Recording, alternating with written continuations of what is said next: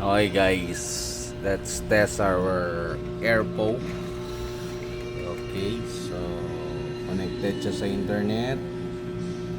Tapos naka LAN base ako. LAN base.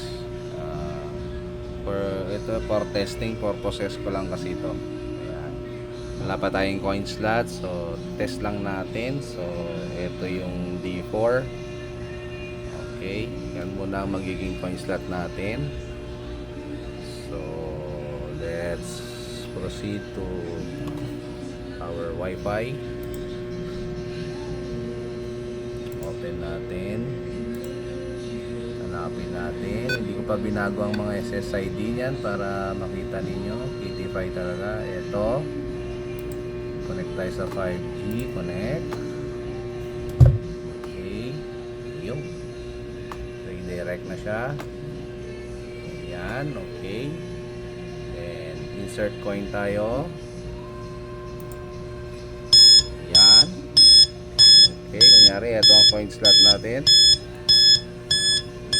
Ayun, 162. Okay, done. For testing purposes lang muna. Ayan. Okay, done.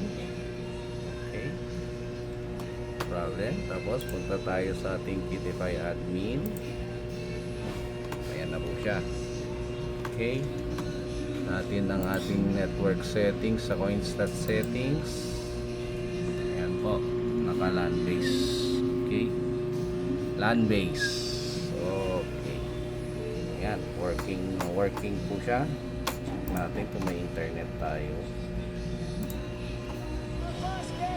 Okay, ready siya. Okay, okay. This is where your journey begins. A world left behind. Okay, ayan po. Connected po tayo dyan sa ating Kitify. Okay. Right. Okay. Ayan guys. Okay. Ayan guys. Thank you.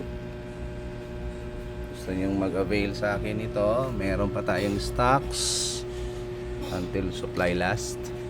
Okay, PM nyo lang ako gusto nyo mag-order.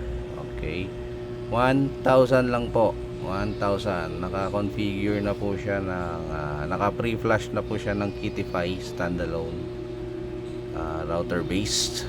Okay, kailangan nyo na lang po ng ESP nyo at coin slot at box. Okay, and may piso wifi vendor na po kayo.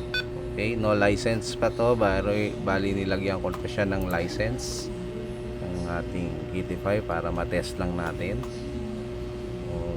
Okay, goods. Yan lang guys, PM lang kung gusto niyo mag-order.